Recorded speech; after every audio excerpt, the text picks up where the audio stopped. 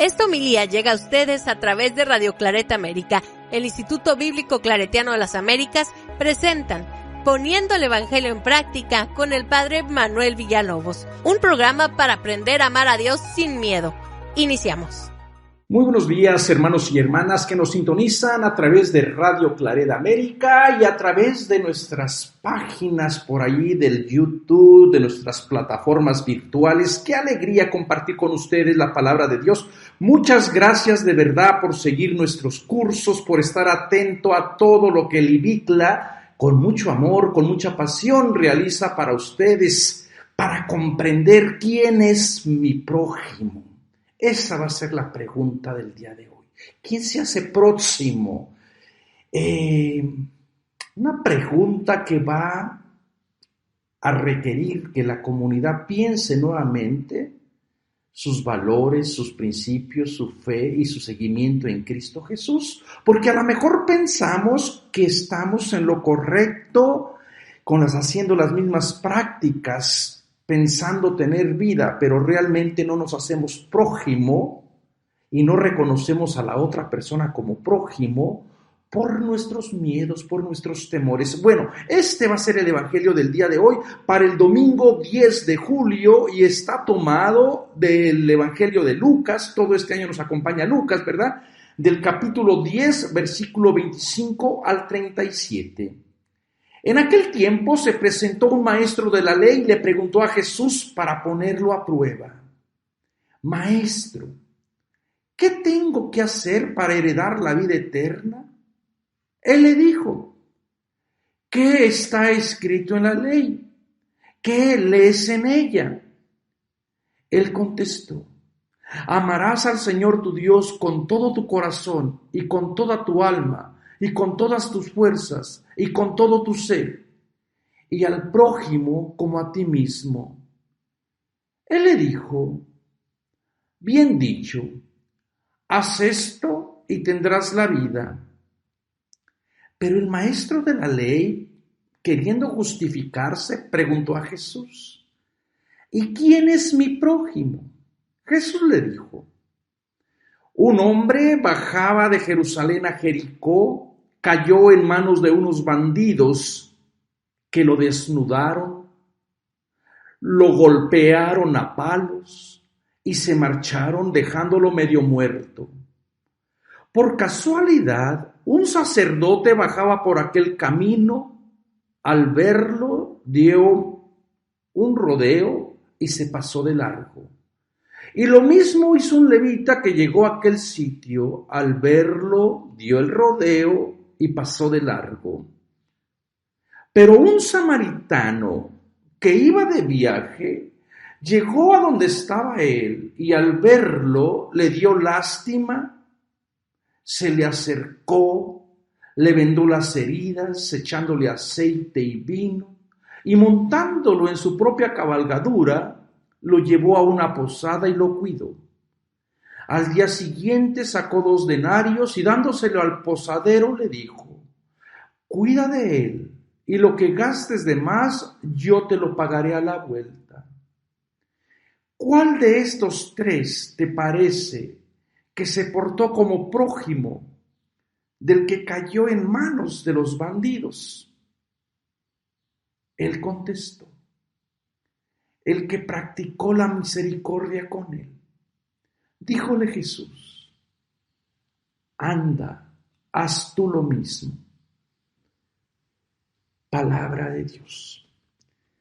¿Quién no se emociona al leer esta joya de la mano de Lucas, donde muestra prácticamente toda su teología, todo su evangelio, toda la buena noticia del Dios que es misericordioso, del Dios que cura, del Dios que sana? Y por un lado también las dificultades que la comunidad encuentra, especialmente a la gente relacionada a la ley, a la gente que pesa más la ley, la tradición, el honor, el privilegio, la posición, que la misericordia de la persona que cae en desgracia. Eso es lo que está en juego en esta parábola. Si tan solo tuviéramos esta parábola y no tuviéramos nada más de ninguna otra relectura de Biblia ni textos sagrados, yo creo que tendríamos todo el mensaje completo de tener vida eterna. Tener vida eterna no se va a reducir a cumplir leyes, a cumplir mandamientos, a hacer rituales, sino a mostrar compasión, curar, sanar. Bueno, ojalá, hermanos y hermanas, que aprendamos a ir enraizando nuestra espiritualidad en la compasión, sin descuidar, claro, la ley, si ustedes quieren, o sin descuidar otros gestos litúrgicos, ¿verdad? Bueno, acuérdense que Jesús va de camino de Jerusalén a Galilea. Ya hemos estado hablando de las dificultades, de los retos que representan muchos grupos, muchas comunidades, y estamos también viendo cómo Jesús está retando a la comunidad a incorporarse en las exigencias de anunciar el reinado de Dios. Ha tenido previos encuentros con sus discípulos, primero con los 12, luego con los 72, y ahora resulta extraño que de pronto una persona que está fuera del grupo íntimo de Jesús aparezca. Esta es la figura del maestro de la ley. Entonces, esta figura parece como que dentro de la narración aparece abruptamente, como que no se lo espera la gente. Uno pensaría que Jesús va a volver a estar dialogando con sus discípulos, con su círculo de amigos íntimos, que les está costando trabajo entender la propuesta del reino. Pero también afuera del grupo de Jesús hay personas que han escuchado de la propuesta de Jesús y que también tienen sus dudas, tienen sus preocupaciones. Y bueno, el maestro de la ley entonces está asociado con toda una tradición, con el texto sagrado, y él conoce y sabe lo que hay que hacer para tener vida. Pero bueno, entonces esas son como las ironías, ¿verdad? Que venga, se presente a Jesús y le llame maestro, un título honorífico, le habla con mucho respeto, ¿verdad? Maestro. Aunque nosotros sabemos que Jesús no es un maestro. Para que Jesús sea maestro, pues hay ciertas condiciones, ¿verdad? Ciertas características que los alumnos o los discípulos tienen que seguir. Pero vamos a dejarle, aunque Lucas nos dice después que se presentó el maestro para ponerle a prueba, ya lo pone en una situación bastante difícil, porque esta es casi la función del diablo, ¿verdad? El que pone prueba, el que si tú vas por un camino, el que te desvía el que trata de hacer que caigas. Bueno, entonces, esta persona, con lo que él representa, con su ley, está tratando también de hacer caer a Jesús. Y bueno, lo pone en esta situación, pero después como que lo redime porque le da este título honorífico de maestro, aunque ya les decía yo que literalmente, históricamente, desde el punto de vista de la narración, todavía no ha llegado a incorporarse al movimiento de Jesús. Bueno, y la pregunta, ¿qué tengo que hacer para heredar la vida eterna? Parece que era una pregunta que estaba muy de moda, especialmente en toda la corriente apocalíptica. Y la primera persona que formula esta teología o que habla de la vida eterna, recuerden que también la teología va evolucionando, ¿no? En el mundo bíblico la gente no pensaba en un primer momento de que iba a haber vida eterna, la gente se moría y se moría. Después viene la idea que se van al lugar del Sheol, al lugar de los muertos. Y ahí están como en unas sombras nada más, dice la canción. Y ahí estaban, pero no tenían esta otra idea, no estaban sin pena ni gloria. Pero después, con la apocalíptica, la gente comenzó a preguntarse, comenzó a ver que probablemente las personas justas podrían después despertar de la muerte y comenzar a tener una vida eterna. Esto lo dice y lo formuló primeramente el profeta Daniel en el capítulo 12, donde se nos dice que en aquel tiempo surgirá Miguel, el gran príncipe que defiende a los hijos de tu pueblo. Y después en el versículo 2, fíjense lo que dice Daniel: muchos de los que duermen en el polvo de la tierra se despertarán, unos para la vida eterna, otros para el oprobio, para el horror eterno.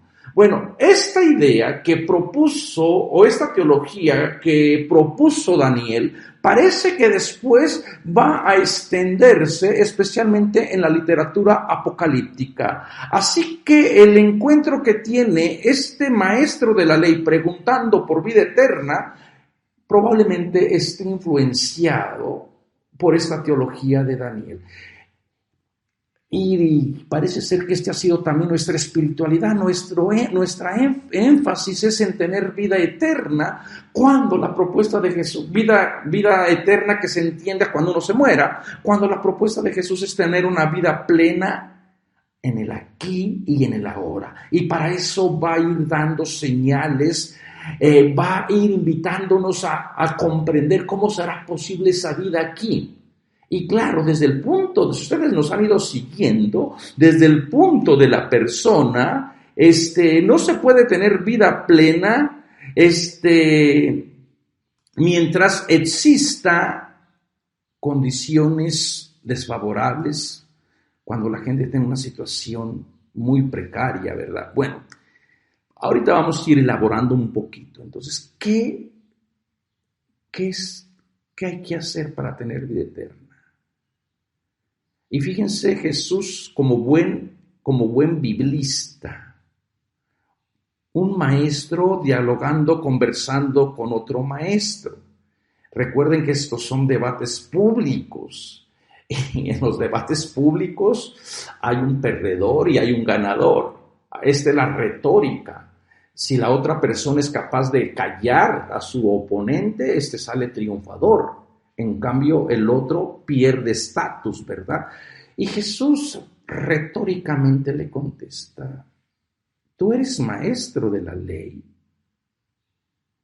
¿Qué está escrito en la ley? ¿Qué lees en ella? Y también recuerden que esta es una forma muy judía de comenzar conversaciones. Hasta el día de hoy los judíos les encanta responder con otra pregunta. Entonces es una retórica muy interesante cuando se responde con otra pregunta. ¿Qué lees en ella? Jesús no le contesta directamente. Y también, bueno, desde otro punto de vista podemos ver que Jesús está tratando a su oponente como una persona adulta, como una persona preparada, como una persona que te digo, a ver, no esperes a que yo te diga esto es lo que tienes que hacer. En ti está la verdad. Y qué bueno, yo creo que ese método deberíamos de emplearlo más. Yo cuando tengo la oportunidad o cuando la gente se acerca al sacramento de la reconciliación y que empieza a decirles que es que yo creo que esto y lo otro, uno a veces los confronta y le dice: a ver, independientemente de lo que yo te diga, si es pecado, si no es pecado, de lo que te diga la iglesia, si es pecado o no es pecado, ¿tú qué piensas? En tu corazón, ¿tú qué sientes? Escucha tu verdad que llevas dentro.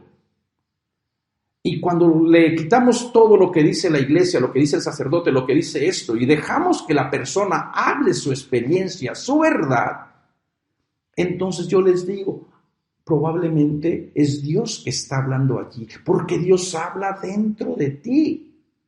Y si eso es tu sentir, no te puedes equivocar, ¿verdad? Entonces, el tratar de que uno mismo llegue al conocimiento de la verdad, que uno busque, que haga este ejercicio de decir: a ver, dentro de mí, ¿qué creo yo que debo de hacer para tener una buena relación con Dios. Ahorita yo no les voy a hablar de la vida eterna cuando ustedes ya se mueran. Bastante discursos ya han escuchado. ¿Qué debo de hacer yo para tener una vida plena, una buena relación con Dios? Independientemente de lo que me digan, tradiciones, leyes, catecismos, Biblias, independientemente de todo eso, ¿qué es lo que yo debo de buscar dentro de mi corazón? Porque si uno abre su corazón, muy probablemente va a encontrar verdad. Si uno es fiel a su conciencia. Y bueno, el maestro le contesta: amarás al Señor tu Dios con todo tu corazón y con toda tu alma y con todas tus fuerzas y con todo tu ser, y al prójimo como a ti mismo. Y esta enseñanza le está tomando de dos textos de la Biblia. La primera es el famoso Shema, escucha Israel. El Shema que está en el Deuteronomio y comienza precisamente con: amarás al Señor tu Dios con todo tu corazón, con toda tu alma, con todas tus fuerzas y con todo tu ser. La novedad es que en la tradición de Jesús, amar a Dios ya no va a ser un acto individual entre yo y Dios, sino ahora parece que se va a triangular por medio de la persona del prójimo, ¿verdad? Y eso también, ese otro texto lo encontramos en el capítulo 19 del libro de Levíticos, donde dice: amarás a tu prójimo como a ti mismo, un mandato de Yahvé. Entonces, el unir el amor, el tener un solo Dios y el amar al prójimo, en eso se tiene la vida, en eso se resume, después va a decir por allá Jesús, toda la ley y los profetas. Y yo creo que si enfatizáramos esta teología de que el amor de Dios está relacionado con el amor a la persona próxima, yo creo que otras experiencias de comunidad tendríamos, ¿verdad? Pero siempre la gente se quiere justificar porque a veces amar a la persona que está próxima, que está cerca, pues implica mucho. Y a veces la gente se quiere justificar, como lo hizo el maestro de la ley. Y Jesús aprobó su respuesta, bien dicho: haz esto y tendrás vida. Fíjense que ya no le dice tendrás vida eterna. Haz esto y tendrás vida. Preocúpate por vivir plenamente aquí. Y ya el pasado déjaselo a la misericordia de Dios, el futuro también déjaselo a la misericordia de Dios. Tú preocúpate por tener condiciones de vida, preocúpate por amar a Dios y amar a la persona próxima con toda tu mente, con todo tu corazón. Haz esto y tendrás vida. Y bueno, el maestro, para justificarse: ¿y quién es mi prójimo? Una pregunta que todavía tenemos que realizarnos día con día. Porque a veces el prójimo o la prójima toma rostros bien diferentes, situaciones a veces complicadas. Y Jesús toma esta experiencia para enseñarnos quién es prójimo. No tanto definir quién es prójimo, sino el que se hace prójimo. ¿Quién es prójimo para ti, hermano y hermana, que tú me estás ahí escuchando? ¿Quién es prójimo que necesita de tus cuidados, de tu cariño, de tu amor? Y Jesús, como buen judío, como buen rabino, aprovecha esto para contarles una parábola.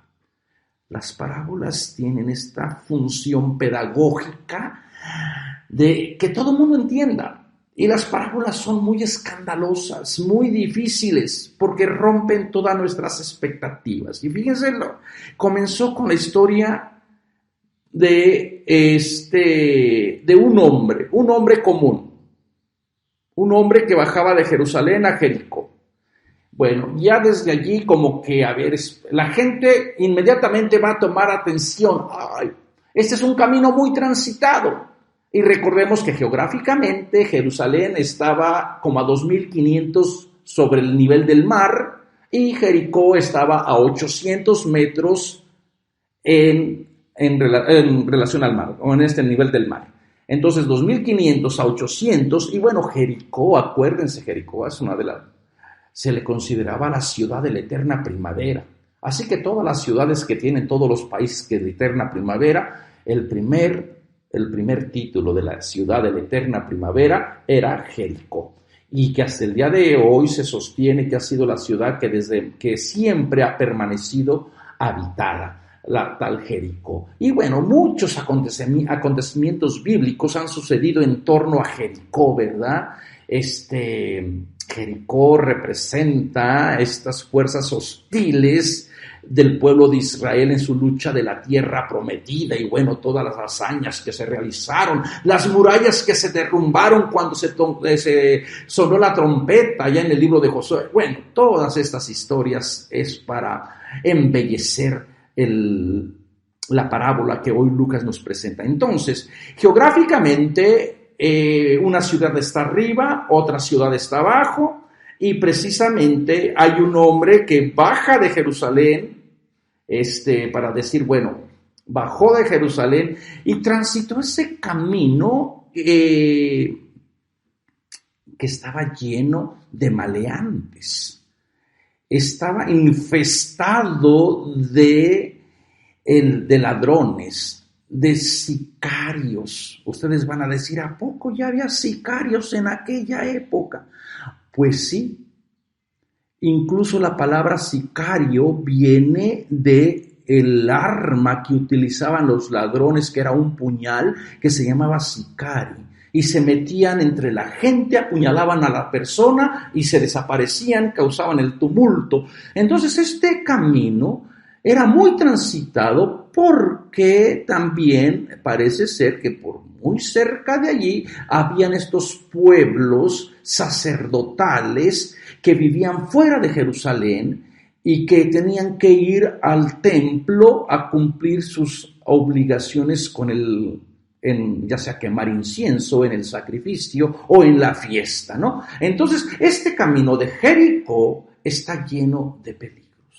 Ahora, ¿y cómo sabemos esto? Bueno, pues por el buen amigo Flavio Josefo, el historiador de la época de Jesús, historiador que parece a veces como historiador de la nota roja. Él nos informa y nos da detalles que gracias a su magnífico trabajo de la historia de los judíos, nosotros podemos entender más bien estos textos del Nuevo Testamento. Bueno, gracias a Josefo sabemos que este camino estaba lleno pero parece ser también que puede jugar un papel teológico el hecho de que Jerusalén, recuerden, Jesús va para Jerusalén. Esta persona viene de Jerusalén y probablemente son las dificultades que se van encontrando con las propuestas que Jesús está realizando del reino. La Jerusalén que también se vuelve hostil, que se vuelve peligrosa. Bueno, esta persona que representa a cualquier persona que cae en desgracia. Fíjense lo que hacen los sicarios aquí alrededor de nuestra ciudad. Han causado miedo. Aquí ya después de las 8 o 9, ya todo el mundo guardadito en su casa. Ya no sale. ¿Por qué? Porque está infestada también mi estado de sicarios, de gente que no valora la vida.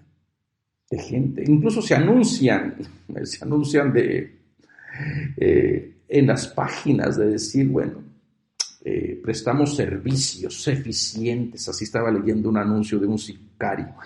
¿Cómo es posible? ¿Hasta dónde hemos llegado? Bueno, entonces viene en la parábola, viene este hombre, y fíjense lo que hacen los bandidos, los sicarios, lo desnudan, lo golpean a palos, se marchan dejándolo medio muerto. Porque así operaban, mucha gente se agazapaba entre los matorrales Y cuando llegaba una persona rica, especialmente ellos sabían, de los que venían del templo regularmente, o cuando venían las remesas de gente de fuera de Israel, ¿verdad? También atacaban a las remesas de las ofrendas para el templo.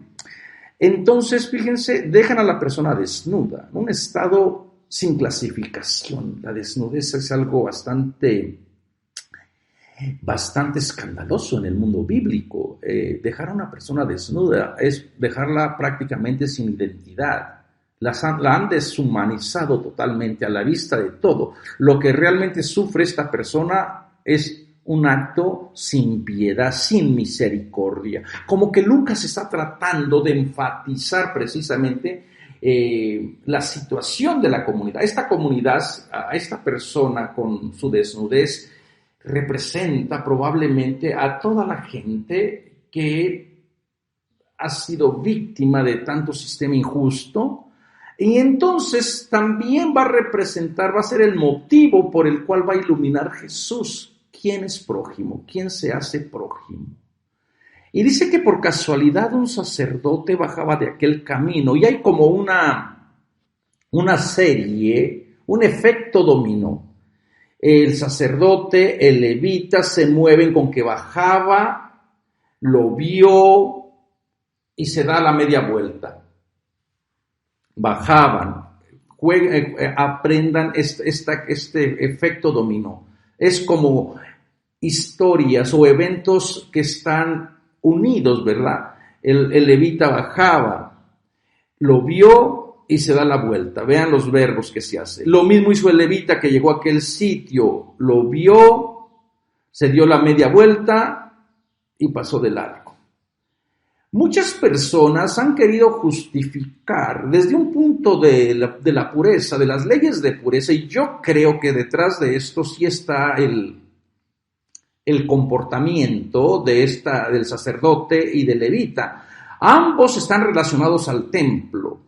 Y bueno, y si fuera el camino a la inversa, que dijeran que va el levita, el sacerdote que va de Jericó a Jerusalén, y ve y pasa de lado y sigue su camino, tendría justificación porque la ley demandaba que los que están en torno al templo no pueden tocar a una persona que está medio muerta porque se contamina. Entonces el hecho de que lo vean y que pasen y que se crucen al otro lado y sigan su camino, pues no están haciendo nada que digamos malo si se mueven por las leyes de la pureza, porque eso es lo que han sido educados, endoctrinados. Pero no vienen de Jericó, no van de Jericó hacia Jerusalén, vienen ya, damos por hecho que ya cumplieron sus obligaciones. Y en el caso de que se contaminaran, pues no pasaría nada más tendrían que separarse de la comunidad mientras se les pasa la contaminación, ¿verdad? Pero parece ser que lo que Lucas está enfatizando más bien es cómo opera el sistema de pureza, que nos presenta a las dos personas más puras, que tienen un alto grado de honor. Entre más cercana la gente esté al templo, más pureza la persona tiene. Entre más retirada la persona esté del templo, menos grados de pureza tiene. La pureza no tiene que ver con ideas de sexualidad, ¿verdad? La pureza es cuestión de honor, cuestión de estar en el lugar correcto. Entonces, tanto el sacerdote como el levita gozan de mucho prestigio, son reverenciados en público, son queridos, sus palabras casi que son palabras de Dios. Entonces, esto es lo que va a estar denunciando prácticamente Jesús con esta parábola, que va a estar cambiando las órdenes, los valores de honor y de vergüenza. Tanto el sacerdote como el levita tienen mucho honor. Y en aquella época el honor era un valor muy deseado. Tener un nombre honorable, ser de una familia honorable, le hacía bien a aquella gente. Y en cambio, contrario al honor está la vergüenza. Por eso tenían que cuidar que en su familia no hubiera ningún motivo que pusiera el honor en peligro, ¿verdad? Entonces, porque el honor solamente se lava con sangre. Decían los griegos que ante la desgracia de perder el honor, lo único digno que todavía le queda a una persona es el suicidio. Porque con la muerte se termina la mala reputación. Bueno, entonces Jesús parece ser que en la parábola va a contraponer el grupo de personas que tienen más honor, prestigio, que son aceptadas, representadas en la figura del sacerdote y del levita, que están atados en el templo. Pero este honor, estos grupos, por conservar su pureza, su honor, su ley, su templo, no son capaces de hacerse prójimo. Y por otro lado, fíjense, tenemos la historia del samaritano. Un samaritano, y ya desde allí yo creo que la gente se quedó con la boca abierta y dijo, esto ya es demasiado. En la pirámide de honor, primero tenemos al sacerdote, luego tenemos al levita. El levita es un grado menos del sacerdote. ¿Y quién seguiría? Acuérdense que en todos los chistes a la tercera tiene que ser el que soluciona los problemas, ¿verdad? Si un chiste se alarga, ya perdió a la audiencia. Bueno, aquí a la tercera es la buena. Entonces la gente sabe que el sacerdote bajó, lo vio, se cruzó y pasó de largo. El segundo grupo que le sigue en la pirámide, el levita bajó, lo vio, se cruzó y pasó de largo. ¿Quién le sigue en la pirámide? El israelita común. Pero Jesús cambia magistralmente toda la historia. Y en vez de decir que bajó un israelita, pone a los enemigos, pone a los bastardos, pone a la gente sin ley, a los odiosos, a los que no merecen ni siquiera la misericordia de Dios, a esos que ni siquiera se nombran, a los perros, a los samaritanos. Un samaritano, y todo dijo, ¡ah! Jesús sacrosantísimo. Nosotros esperábamos que llegara el israelita, el que salvara, el que continuara con el esquema de honor y de vergüenza. Pero Jesús parece que tiene otros planes. Un samaritano, cualquier samaritano que no está atado ni a templo, que no es religioso, que tiene todos sus prejuicios contra él, que es bastardo, que es infiel, que es impuro, que sus hijas comenzaban a, fíjense, decían lo que se decían de ellos, que sus hijas desde pequeñitas estaban hechas para la prostitución, los perros, toda una teología negativa en contra de este grupo de samaritanos que nadie quería.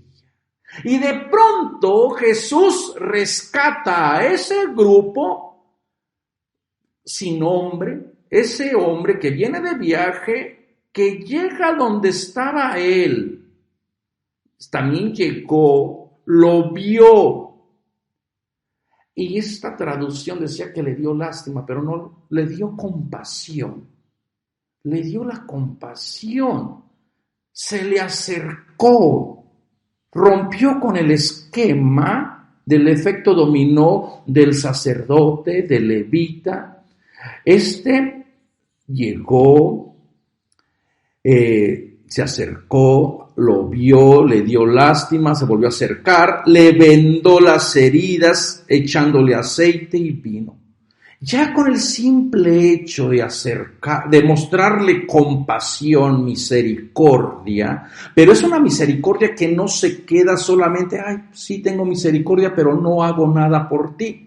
Es una misericordia que lo lleva a actuar, lo lleva a acercarse.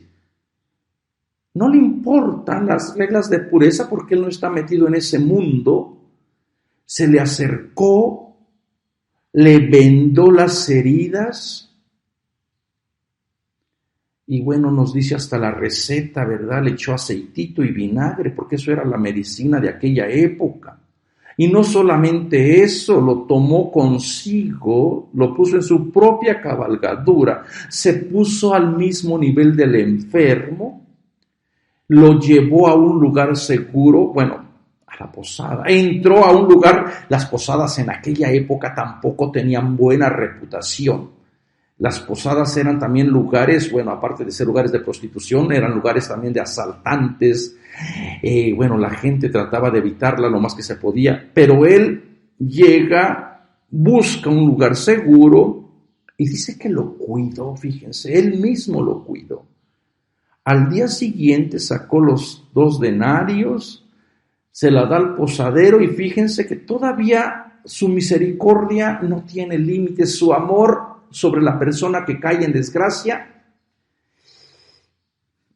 sobrepasa nuestro entender, ¿verdad? Hubiese sido suficiente con que lo curara, lo vendara y buscara a sus familiares, pero va a lo extraordinario. ¿Y a quién está tratando de representar a este samaritano?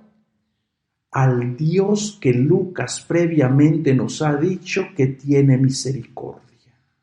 En el encuentro que Jesús tiene con la viuda que había perdido a su hijo, dice que se acercó, la vio y se le movió las entrañas, la misericordia. En el sermón del llano, Jesús también los ve, se acerca y se les mueve la misericordia. Entonces el samaritano representa toda la teología de Jesús en el Evangelio de Lucas, que es el Dios de la misericordia. No el templo, no la ley, no el sistema de pureza, sino la persona más impura, la persona más indeseada, la persona marginada, la persona que no tenía ninguna manera de poder ser considerada aceptable. Esa persona ahora es el rostro de Dios. Ese samaritano, con toda su tradición negativa desde el punto de vista de la teología oficial, representa ahora al Dios que cura, al Dios que se acerca, al Dios que ve, al Dios que viene. Y no solamente eso, todavía es una persona íntima, infinitamente generosa, al decirle, te dejo vamos a hablar con términos actuales, voucher abierto, o te doy mi tarjeta de crédito, mira, si tú gastas más, aquí está, esta es la clave para que tú puedas sacar el dinero, no importa. Esto es más o menos la idea de decir, te voy a pagar a mi regreso lo que gastes en él. Se pone prácticamente a la merced de la otra persona, y la otra persona lo puede estafar, le puede robar, pero es el samaritano cuya misericordia con la persona que ha caído en desgracia no tiene límites, ¿verdad? Y luego Jesús vuelve otra vez a hacer directamente a confrontar a su maestro de la ley. ¿Cuál de estos 3 te parece que se portó como prójimo del que cayó en la mano de los asaltantes? Y fíjense cómo el maestro de la ley no puede ni siquiera decir el samaritano. se le hace un nudo en la garganta el pronunciar esa palabra. Y solamente dice, el que practicó la misericordia. Y con esto prácticamente se está echando la soga al cuello para decir, he estado buscando vida eterna en el lugar equivocado. He estado buscando la salvación con leyes superfluas, porque he descuidado a la persona que cae en desgracia. Anda y haz tú lo mismo. Hermanos y hermanas, ¿quién es tu prójimo? ¿Quién es prójimo para ti? ¿Quién se hace prójimo? ¿Quiénes son los samaritanos ahora? ¿Qué grupos de personas representarán ahora al levita, al sacerdote o a la religión? ¿Cómo podemos también hacernos prójimos y próximos con las personas que caen en desgracia, cuando a veces estamos más preocupados por leyes, por sacramentos, por rituales, que son muy bonitos, muy preciosos, pero no llevan a la misericordia? ¿Qué grupos de personas a lo mejor no han caído en manos de los asalteadores, de los bandidos, pero a lo mejor han caído en la lengua de discursos racistas, de discursos homofóbicos, de discursos que se pronuncian desde los púlpitos con la Biblia en la mano para decir estos grupos se van a ir al infierno, estos no merecen a Dios, estos no se van a salvar? ¿En dónde está la misericordia? ¿En dónde está la compasión? Cuando nosotros somos llamados invitados por Jesús a acercarnos a la persona que cae en desgracia, ante las personas que viven con miedo, con temor, a los sicarios, a las familias desaparecidas.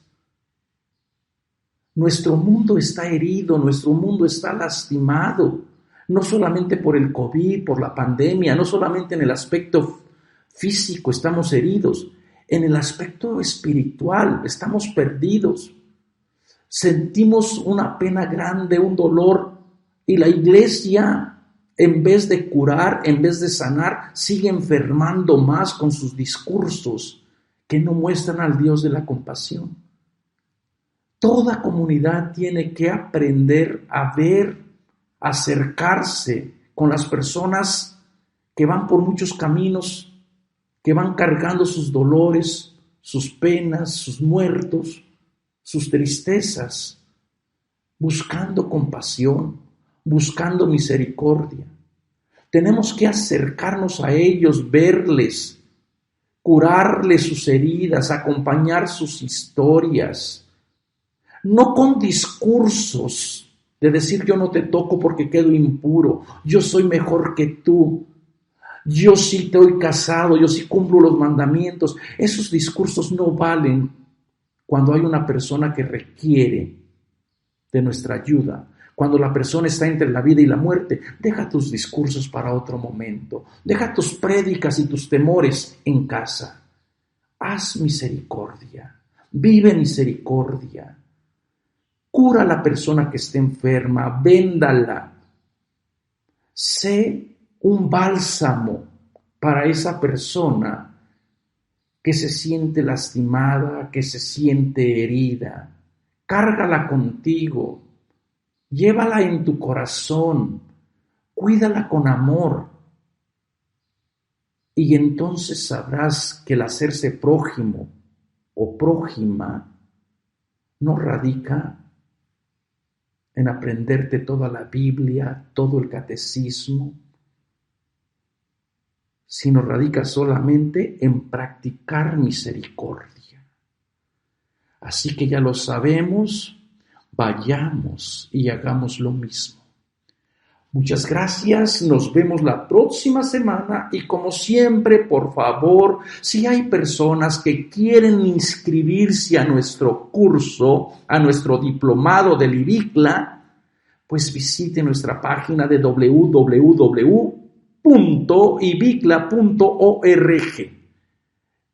No se van a arrepentir porque van a aprender la palabra de Dios, no solamente para saberla y repetirla, sino para vivirla y practicar misericordia. Los invitamos a escuchar más programas de crecimiento espiritual y emocional en radioclaretaamerica.com y a seguir en YouTube a la Escuela Bíblica Claretiana de las Américas. Visite ibicla.org.